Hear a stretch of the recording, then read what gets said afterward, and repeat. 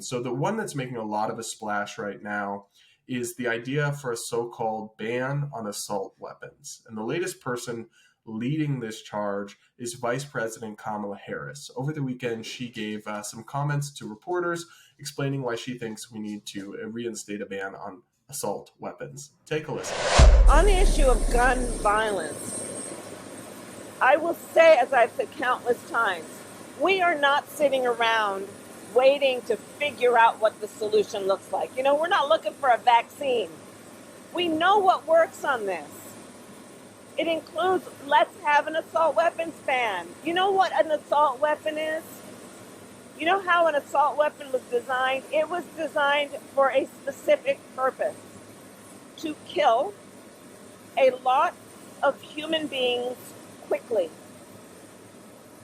An assault weapon is a weapon of war with no place in a civil society. So I want to first start off by laying the groundwork vernacularly, because there is so much misunderstanding out there around what firearms look like, on what the various kinds of mechanisms are. And I just want to set the record straight, because oftentimes this is done intentionally to mislead people and to make people think some guns are more dangerous than others, etc. When it comes to the term assault rifle or assault weapon, that is a made-up term. It actually, I wrote about this in my piece at Base Politics, it actually originated in Nazi Germany with the propaganda campaign Hitler was running, because he wanted to make his military's weapons sound scarier, okay? So it's always been a propaganda term. Basically, people who were anti-gun in the 80s in America realized they were losing the battle, right? They were trying to go after handguns, which is what most people carry, what most people would have in their purse or on them if they're carrying for self-defense, and they were losing that battle. And so we actually have statements from them saying the movement needs to instead start focusing on assault weapons, because the public doesn't know the difference and it sounds scary to them. And so they started trying to label things like AR-15s as quote, quote, assault weapons. Now, it worked out for them that AR-15s sounds like maybe it sounds for assault rifle, but it doesn't stand for that. It actually just stands for Armalite Rifle, which is the company that first made it. And that name is actually a better description of what an AR-15 is. It is literally a rifle. It is literally a rifle, like the same kind of mechanism as the shotgun your daddy probably had in his closet. It just has a hard black casing around it, and it makes it look scarier. Yes, but it is literally a rifle. So a lot of times too, they're also trying to conflate what would be called an automatic weapon with an assault weapon and make people think they're the same thing. That's why they'll call AR-15s weapons of war. AR-15s are not weapons of war. Our military would be screwed if they were given an AR-15 to go out into the field with, right? That is not the situation. Automatic weapons are something where when you pull the trigger, it continues to fire and release bullets until you release it. Then you have semi-automatic weapons, which are the vast majority of guns in circulation. That's what my gun is. And all that means is if I have, 7 rounds in the chamber and I pull the trigger, a bullet releases and then automatically reloads. And then I pull the trigger again and it would release. And that's something that you have to have, because if you're having to sit there and load a powder keg basically and reload your gun every time between every shot, you're not going to be able to defend yourself very well. And so the vast majority of guns do have a semi-automatic function. They'll try to kind of confuse people on those 2 points. And automatic weapons, which would be kind of more like machine guns, if you will, those have been banned for the average citizen since before I was born. There's a very extensive regulated process you can maybe go through. It's very hard to do. You have to really go through a lot of clearances to be able to obtain this. It's mostly like collector's items, but for the vast majority of people, those weapons have been banned for a long time. And so they try to make people misunderstand and say, we need to go after semi-automatic weapons and make people think that's the same as an automatic weapon. And it is simply not. So all of that's really important for anybody to know before they enter these discussions at all, because again, there's a lot of people trying to mislead others on that. The other, I think, really crucial point of context when it comes to banning assault weapons, right? First off, it's a made-up term, but we actually had a ban on assault weapons already in this country for a decade, from 1994 to 2004, and pretty much everybody, almost all academics and scholars and research that was done about it, admitted that it doesn't work.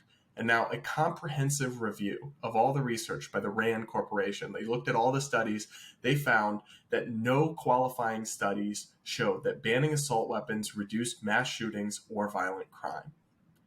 Even Vox, the liberal publication, acknowledged in their write-up about the assault weapons ban that studies on assault weapons bans have generally ranged from inconclusive to unfavorable for a ban.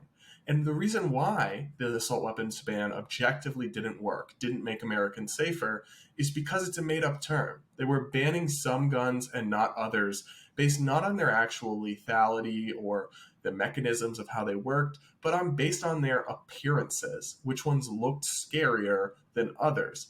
Obviously, that kind of policy making isn't going to make us safer, but Kamala Harris is the latest one pushing it.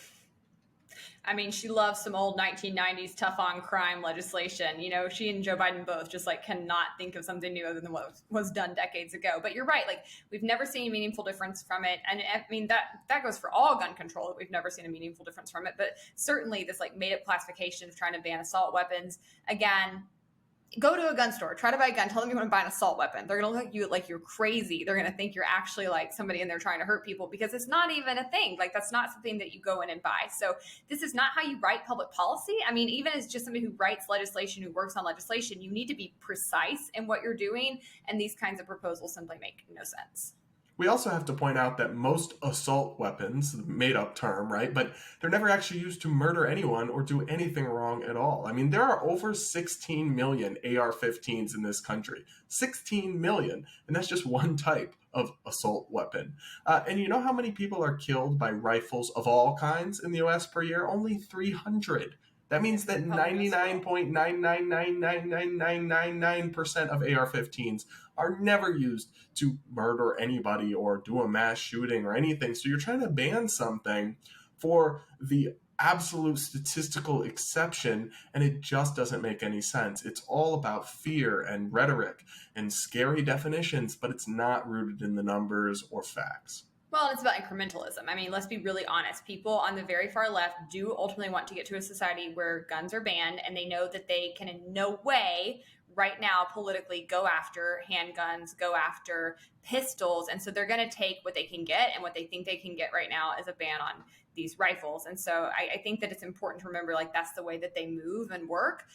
But you're right, these things are an outlier. And when it comes to working on violence, which is something I've worked on extensively in my criminal justice work, what we need to be focusing on is how to cure violence.